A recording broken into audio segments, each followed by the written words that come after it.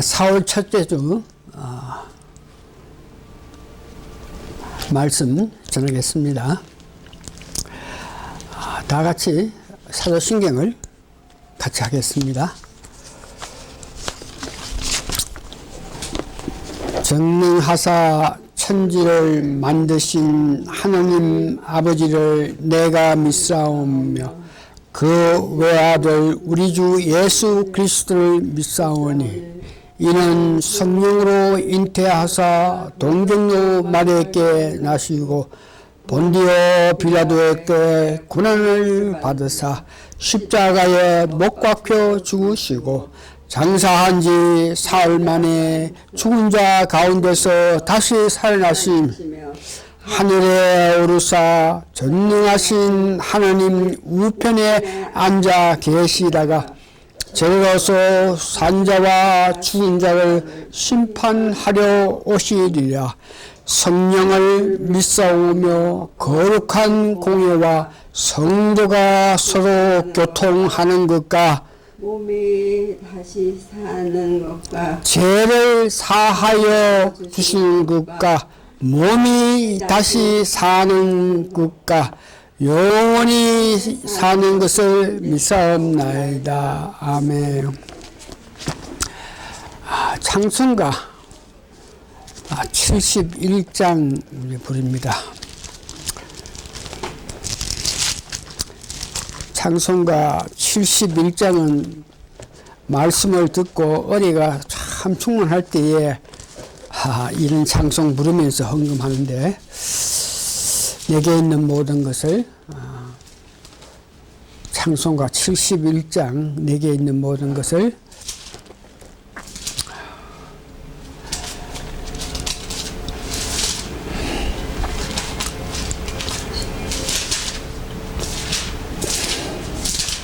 이제 같이 부르겠습니다. 내게 있는 모든 것을 아낌없이 바치네. 사랑하고 의지하여 주만 따라가겠네. 주께 드리네. 주께 드리네. 사랑하는 구주 앞에 모두 드리네.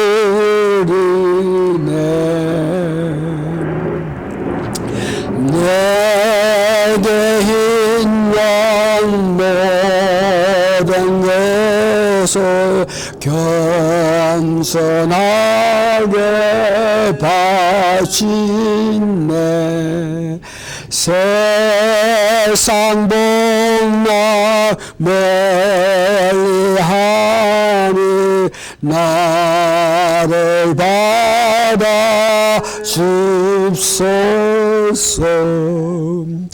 주께 드리네. 주께 드리네.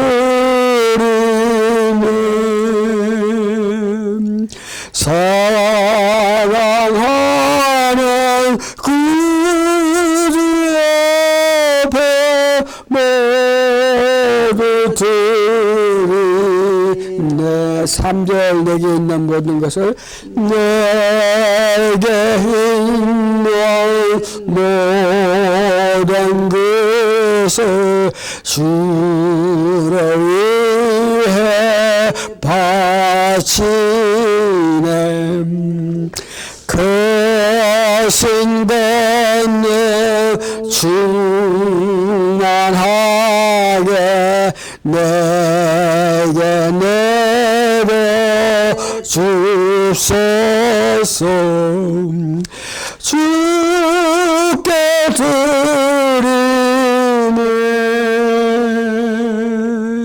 주께 드리네.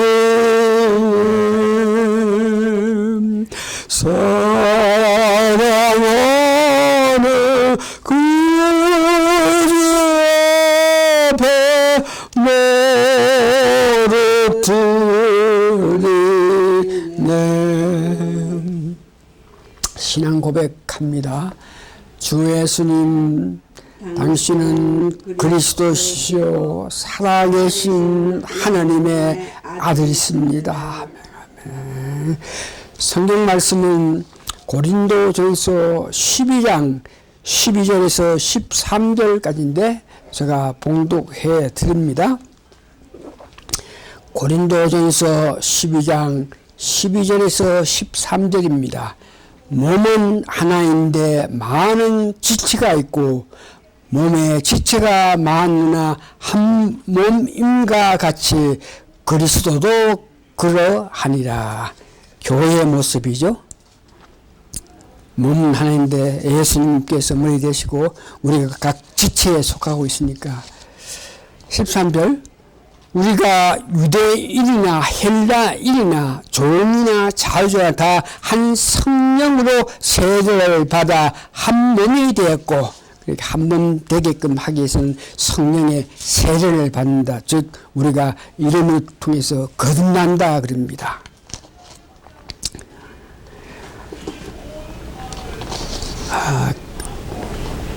우리가 유대인이나 헬라인이나 종이나 자유자나 다 한 성령으로 세례를 받아 한 몸이 되었고 또 다 한 성령을 마시게 하셨느니라. 여기에 한 성령을 마시게 했다. 이 말씀은 성령 세례를 계속적으로 받으라는 뜻입니다. 한 성령으로 마시게 했다. 근데 성령 세례가 한 번 받고 끝나는 것이 아니고 계속적으로 마시라 하는 그런 뜻이 있는 것이죠.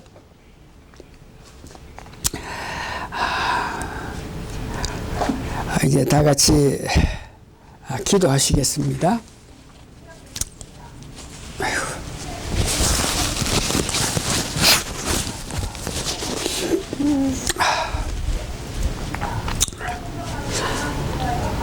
고마우신 아버지 하나님, 유튜브를 통해서 말씀을 전하는 것을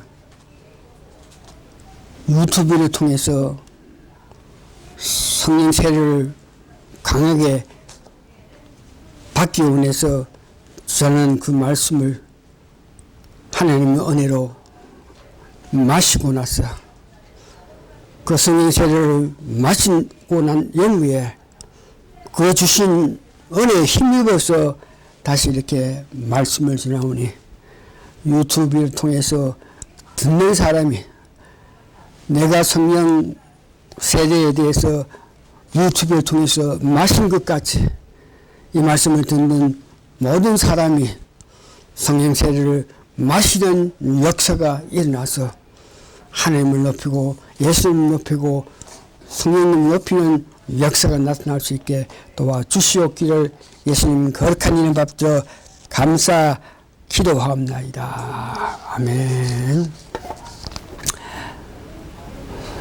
오늘 말씀의 제목은 성령 세례를 계속적으로 마셔야 된다. 다시 말해서 받아야 된다. 이 말씀입니다.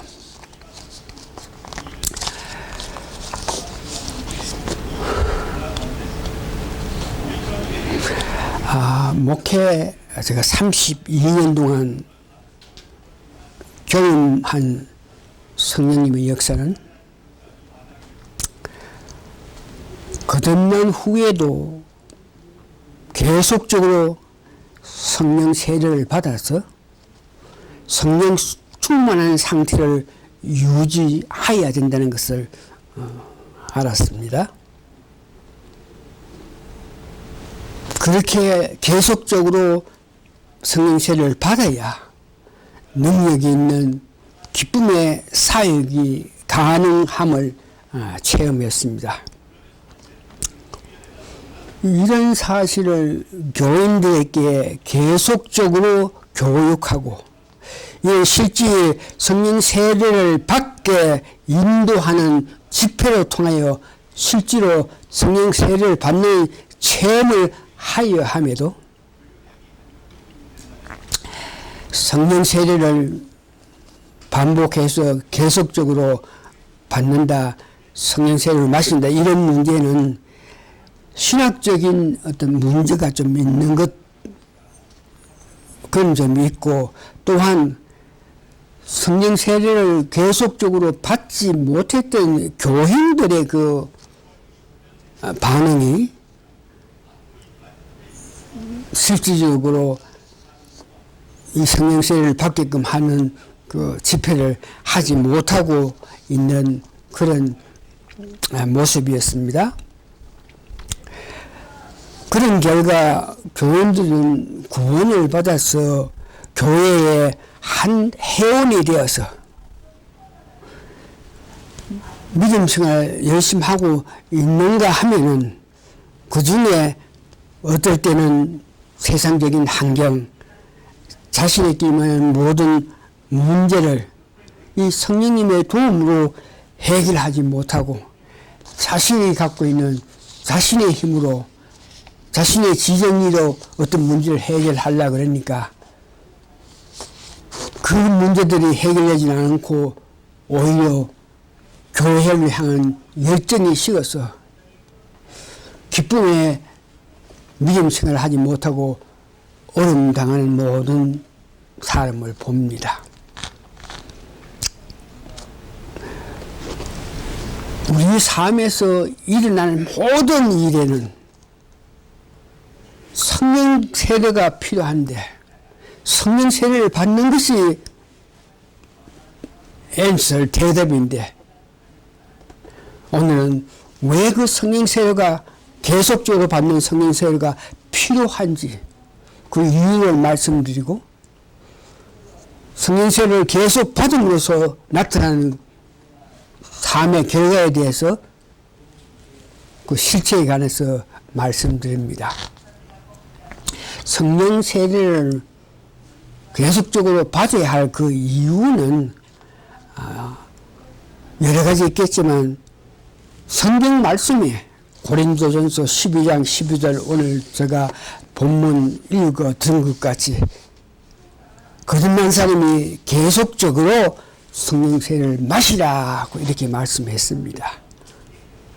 그것이 성령 세례를 계속적으로 받아야 될 이유에 대한 말씀이고 또한 12세자들과 사도 바울의 경우를 봐서 왜 성령 세례가 계속적으로 받아야 되는지에 대해서 말하고 또한 실제 제가 목회 32년 하면서 내가 체험한 결과 왜 성령 세례가 계속적으로 받아야 되는지 그 이유를 말씀드리려고 합니다.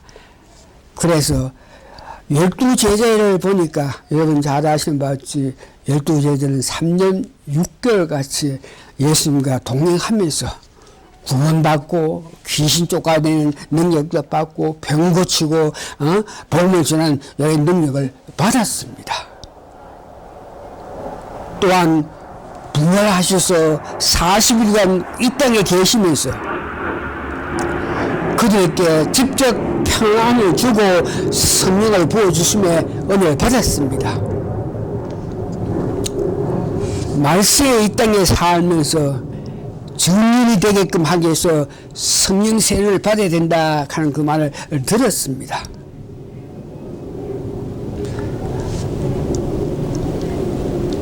이런 제자들이 주님께서 부활 승천하신 이후에 오순절에 성령이 임하기까지는 그들은 이와 같은 놀라운 능력, 놀라운 은혜를 받은 그들이 전혀 전도를 하지 못했습니다. 복음을 전하지 못했다는 것입니다. 정말 놀라운 일이죠. 3년 6개월 동안 같이 동행하고 부활하고 40일 동안 직접 부활체이신 예수님의 은혜를 받고 있으면서 이렇게 말씀을 듣고 이렇게 했는데도 불구하고 그들은 전혀 전도를 하지 못하고 있었습니다. 사도 바울의 경우에 고린도전서 2장 1절에서 5절 보면은 그가 사람들 앞에서 교인들 앞에서 심히 떨었다고 이야기합니다. 그래서 뭐가 그 능력의 사도 바울이 무엇 때문에 교인들 앞에 떨었나 이것을 볼 때에 이 말씀에 의해서 보면은 내가 전하는 이 말씀이 성령님의 은혜로 통해서 전하지 않고 내가 배운 학문, 내가 아는 지식, 내가 가진 경험 이런 것들로 통해서 말씀을 전할까 싶어서 심히 떨었다는 것입니다. 이 말은 그 긴 목회 전도사역을 통해서 지나온 결과 성령님의 세례, 성령님의 역사, 성령 능력으로 통해서 하지 않은 모든 일은 실패했다는 것을. 그래서 고린도 교회 교인들 앞에서 내가 많은 지식, 지혜, 내가 철학적인 지식, 학문, 헬라 철학, 또한 히브리 신학 이 모든 것을 다해서 모든 일에 능통한 나지만 내가 내가 갖고 있는 그런 지식, 그런 학문, 그런 능력으로 가지고 여러분 앞에 말씀을 전할까 심히 떨려서 성령님의 은혜로 성령님이 밀어내는 성령님의 역사하심에 따라서 말씀을 전해야 되는데 헐며 내가 갖고 있는 모든 학문을 배설물로 여기지 않고 여기서 나타날까 싶어서 심히 떨었다 하는 것을 이야기합니다. 제가 목회 32년 하는 가운데서 목사가 안수를 받기 위해서 신학교에 가가지고 2년, 3년, 8년 동안 신학 공부를 해가지고 신학 석사, 목회학 박사 학위를 다 받고 했습니다만은 그 신학교 가서 그 학위를 받기 전에 저는 하나님의 은혜로 말미암아 거듭난 후에 나의 믿음 생활을 인도해 주신 것은 꿈으로 항상으로 세미한 소리로 나의 생활을 인도해 주셨습니다.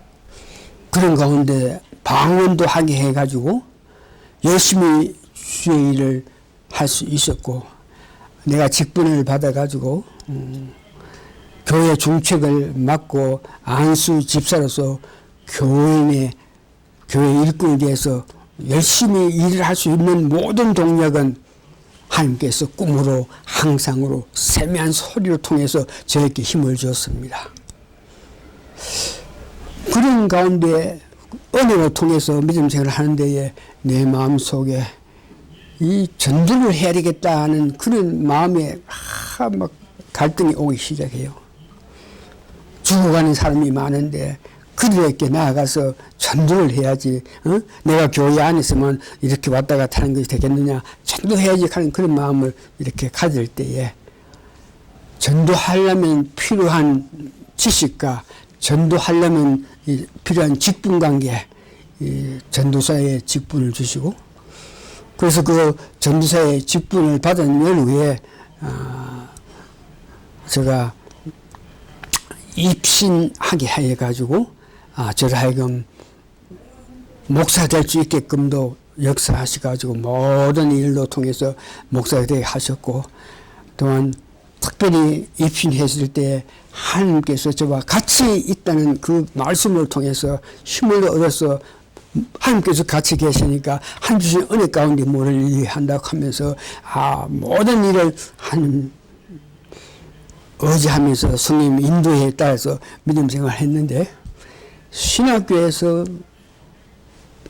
18년 동안 학위를 위해서 공부하는 과정에 제게 닥쳐온 문제가 설교를 할 때 내가 교실에서 설교를 들으면서 말씀을 들으면서 그때 따라서 은혜 받은 이런 것들에 대해서만 내가 설교를 하게 되었어요. 6, 7년 이상 교실에서 설교 말씀을 들으면서 그때 그 설교 말씀을 들을 때에 내게 오는 은혜스러운 것 이런 것들만 골라가지고 설교를 이렇게 하니까 지난날에는 설교를 하기 위해서는 기도를 통해서 성령님 도움을 원해고 기도할 때에 성령님이 주시는 은혜 가운데 설교를 했는데, 신학교에서 간 연후에 신학교에서 배운 그것만 이렇게 설교를 하다 보니까 나도 모르게 성령님의 역사에 성령 도움을 구하지 않고 자꾸 거기에 의존하고 가니까 성령님이 역사로 말미암아 설교를 하지 않고 신학교에서 배운 것들에 의해서 내가 설교를 하고 이렇게 하고 있으니까 내 마음에 성령님의 역사가 점차 약해지는 그런 모습을 봅니다. 그러니까 성령에 의거해서 성령의 도움으로 하던 모든 설교를 그만두고 신학교에서 배웠던 것으로 통해서 설교를 하기 시작하니까 성령의 역사가 점차 약해지니까 내가 살면서 잘못된 것도 있고 뭐 죄 짓는 일도 있고 하게 되면 지난 날에는 내가 잘못 생각하고 잘못 죄를 지면 바로바로 성령님께서 역사해서 나의 잘못에 대해서 알게 하시고 길을 인도해 주시는데, 그렇게 성령님이 의지하는 것을 미루고 신학교에서 배운 그것에 의해서 목회하다 보니까 나중에는 목회 한 30년쯤 하게 했는데 한 20년쯤 되니까 그와 같은 모양으로 설계하고 그와 같은 모양으로 교회 운영하니까 교세가 점점 약해지는 그런 모습을 봅니다. 오늘 두 번째는 그런 입장에서 성령 세례를 받은 후에 일어난 일을 보면 열주 대자들은 이 전도도 하지 못하고 나아가서 말씀도 전하고 하지 못했는데 오순절 성령을 받은 연후에 그들의 능력은 성령이 말씀하심에 따라서 성령님 역사하심에 따라서 말씀을 전하게 되니까 그들이 한번 설교를 하면 수천 명이 회개하고 3,000명, 5,000명이 회개하는 그런 능력이 나타나기 시작하고, 성령의 역사를 통해서 사람을 보면 그 사람이 뭐가 잘못한 것도 알게 되고, 성령의 역사를 통해서 병도 고치고 귀신을 쫓아내면서 큰 능력이 나타났다. 이것은 성령을 받은 연후에, 오순절 성령 받은 후에 이와 같은 큰 능력이 나타나는 것을 봅니다. 특별히 전도시에 이적과 표적, 기적을 나타내면서 그 기적, 이적, 표적이 나타난 것을 보면서 사람들이 몰려오고 그들에게 복음을 전하는 그런 은혜가 성령 세례를 받은 연후에 일어난 것입니다.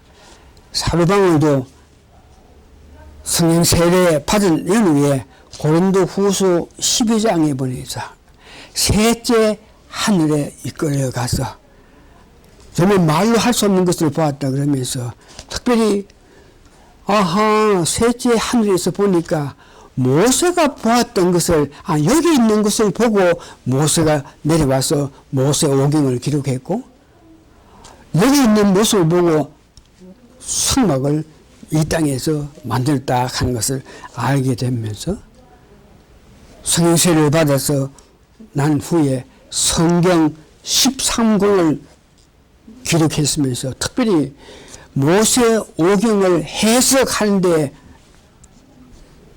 바른 길이 될 수 있는 성경 13권을 기록했는 걸 보고 실질적으로 교회에 갈 길을 정리해서 1차, 3차 전도 여행을 통해서 복음이 로마를 정복할 수 있는 길을 만들어 놨습니다. 이는 다 성령 세례를 받은 이후에 오는 구애받은 능력입니다.